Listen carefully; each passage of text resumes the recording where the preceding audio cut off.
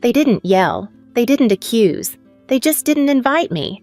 It started with a group message I wasn't in. A dinner. Mom's birthday. Saturday at Patterson's Steakhouse, the nice one near the lake. Family only. I found out from my younger brother Ethan. He sent a text like it was nothing. Hey, just so you know, Mom's dinner this weekend is kinda just for close family. Hope that's okay. Close family. I stared at the words for longer than I care to admit. I tapped out a reply, then deleted it. Typed again. Deleted again. Finally, I sent one line. Did you mean to leave me out? He never answered. Instead, my sister Jenna did. 2 hours later. Jenna, 2 years younger than me, lives in our hometown in Georgia. Divorced. 2 boys. Teaches part-time as a classroom aide at the elementary school we both went to. Her reply, "Let's not make this about you, Madison." That was it. I didn't respond, not because I didn't have words. I had plenty. I just didn't see the point of using them on people who'd already decided I was too much, too far, too different. I am Madison Lane, 33. I co-founded CoreMap, a logistics tech firm based in Seattle. We build predictive routing systems to help cities and companies cut waste money fuel time. In the world I built, I'm seen, heard, needed. But in the world I came from, I'm a ghost with a last name they still use when it's convenient. So no, I didn't beg, but I booked a flight. Because something about silence this loud. It asks to be answered. I left Georgia when I was 21. No savings. Just a laptop with a cracked hinge, 2 suitcases, and a one-way ticket to Seattle. My father didn't say goodbye. My mother packed me a sandwich. Tuna on rye. No note. At the time, I told myself it was enough. I rented a shoebox studio above a deli that opened at 4 a.m., slept on a borrowed futon, waited tables, took night classes in data modeling, wrote code in bus terminals and laundromats. For 3 years, I worked like the rent was due yesterday, which most days it was. Jenna stayed. She married a man named Kyle. Church boy. Strong chin, quiet smile. They had their first son when she was 25. Then, another 2 years later. I sent baby gifts. Jenna rarely replied, but Mom always thanked me for the onesies, the books, the Target gift cards. It was polite gratitude, not connection. I tried to come home that Christmas. They said the boys had RSV, and it wasn't a good time. By 28, I co-founded CoreMap with a former professor and a truck driver I met through an old roommate.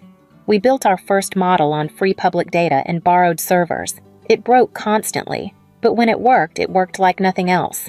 We saved one retailer $40,000 in fuel in a single quarter. That's when the calls started: investors, mayors, national carriers. We got featured in a quiet industry newsletter, then a louder one, then TechCrunch. Back home, they still thought I was in computers. When people asked, my dad said, "She does something with maps and machines." It's a little over my head. It always was. The year Jenna divorced Kyle, she almost lost her car. Payments had lapsed. Her credit was shot. She didn't tell anyone except Mom quietly one night on the phone. Mom told me. I wired $8,000 that same evening. No one thanked me, not officially, not in words, not even Jenna. But a month later, she posted a picture on Facebook with the caption, "Starting fresh, 1 mile at a time. God is good." No tag, no text. But there was the car, same license plate, paid off. That was the moment I knew something had shifted. Not in me, in them. I hadn't been disowned. Not exactly, just deleted, quietly, piece by piece. And the first hand to press delete had been the one I helped the most, Jenna. Monday morning came like most do: early, quiet, too much coffee. At CoreMap, we start the week with stand-ups at 6:45 a.m. No fluff, just clarity. We operate lean even now, especially now. After the meeting, Marla from HR caught me near the elevator. "Your noon onboarding session has 5 new hires. One of them's from Georgia, actually. Nathan Wells." I paused. The name was familiar, but only faintly, like hearing a song you used to hum as a child but haven't thought of in decades. Then it clicked. Nathan, Jenna's boyfriend. The one who showed up in her holiday photos last year wearing flannel and a quiet smile. The one the family called solid, sweet, safe. Safe men are favored where I come from. Marla handed me the packet. He's junior data analytics, background in civil engineering, pivoted to systems modeling last year. I walked into the onboarding room 15 minutes later. 5 fresh faces, fresh haircuts, nervous posture. One of them flinched ever so slightly when I said, "Good morning." "I'm Madison Lane co-founder and COO. Welcome to Core Map." "Nathan." His jaw tensed. His pen hovered in the air. He didn't say a word for the next 30 minutes. After the session, as the others filed out to meet with HR, he lingered.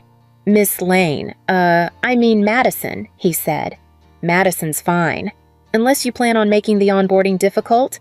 I said, almost smiling. He laughed, nervous, hands in pockets. I didn't realize it was you. Jenna never mentioned you ran the company. She doesn't mention me much at all." He nodded slowly. "I guess I didn't connect the dots." I waited. "Is it weird that I'm here?" he asked. "Working for you, I mean. Only if you make it weird." That seemed to lift a weight off his shoulders. "Okay, cool. I mean, I really wanted this job. You all are doing amazing work." "Then focus on that," I said, "and you'll be fine." He smiled, genuine this time, not performative. As he walked out, I felt something shift, not in him, in me. Someone from their world had stepped into mine, and for the first time, didn't look away. It was Thursday when the post went up. Jenna's Facebook, public, no tags. Just a photo of Mom smiling, wide cheeks pink, framed by gold balloons that read 60. The caption read, "Can't wait to celebrate this beautiful woman this Saturday. Family is everything." I stared at it longer than I meant to. There were 38 comments within an hour. Cousins, church friends, old neighbors. So proud of her. All the sisters together again. Debbie's bringing the lemon cake. I scrolled through them like I was watching a window close. No mention of me. Not even a quiet "wish you were here." No one asked where the firstborn daughter was. I wasn't forgotten. I was erased. There's a difference. Forgetting is passive, accidental. But erasure takes intention. Silence sharp enough to cut. I closed the app, pushed the phone away, sat there for a while. The kind of stillness that feels heavier than noise. Then I stood up, walked to my closet, pulled out the navy suit, pressed it myself. I booked the flight that night, not out of spite, not to make a scene. I just needed them to see. Not a resume, not a headline. Me, not who they remember, who I actually became. They didn't ask me to come, but I wasn't going to let absence tell the story this time. Georgia smelled the same as it always had, like fresh lawn clippings, old pine, and air heavy with memory. I checked into a modest hotel just past the town limits. No frills, no chatter. Just a clean bed, a working lamp, and silence I didn't have to earn. I answered a few messages, steamed my suit, and placed the envelope on the nightstand. White paper, no markings, just weight. Inside were 2 first-class tickets to Alaska. My mother once said she wanted to see the northern lights before her knees gave out. She'd said it in passing 30 years ago over a cracked mug and store-brand tea. I remembered. I always remembered. Patterson's Steakhouse hadn't changed since my high school graduation dinner. Same brown awning, same host with the pocket square, same piano cover looping in the background. I arrived a little after 7. The hostess blinked when I gave my name, looked down. The list hesitated, then gestured gently. "Back room to the left. Private party." The laughter reached me first. Silverware tapping glasses, clinking the uneven rhythm of people who hadn't thought about who might be missing. Then I stepped in. My mother was at the center of a long table, radiant in royal blue, framed by cousins, neighbors, old friends. Her smile looked earned. Next to her sat my father, arms crossed like a man posing for a portrait. Jenna sat to her left, her boys fidgeting, cheeks flushed with sugar. And at the far end near the window, Nathan. Silent. Watching. The room didn't stop all at once. It paused in pieces. One cousin glanced up. An uncle froze mid-bite. The murmur dimmed until there was nothing but ambient tension. Then came the voice I expected louder than necessary and exactly in character. "Well," my father said, with a half-smirk look, who decided to join us. I didn't answer, didn't even look his way. Instead, I walked to my mother, steady, unhurried. I leaned down, placed the envelope gently on the table in front of her. "Happy birthday, Mom," I said. "I hope it's as beautiful as you are." She looked confused at first, as if my presence had come without warning or precedent. Her hands hovered before picking up the envelope, cautious like it might dissolve. When she opened it, her fingers trembled. Her breath caught. The silence grew denser. She looked up at me, eyes wide, mouth forming a question she didn't voice. Just one word made it out: Alaska. I nodded. "You once said you'd never been. I thought it was time." She swallowed hard, tears brimming but not falling. Her hand reached out not to grab, but to anchor. And from the other side of the table, my father exhaled in that way he does when he's uncomfortable but wants control. "Still love making an entrance, don't you? Always have to turn it into your show." The words didn't sting.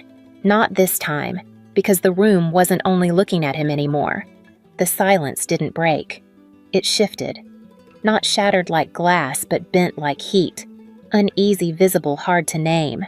My mother held the envelope in both hands like it might slip through her fingers. Her lips parted again, but no words came. Not yet. Across the table, Jenna's fork rested awkwardly on her plate, untouched since I'd walked in. Her boys squirmed beside her, sensing what adults refused to say. And then there was Nathan. Still seated at the far end, one hand around his water glass knuckles pale. He was watching me. Not confused. Not shocked. Just waiting.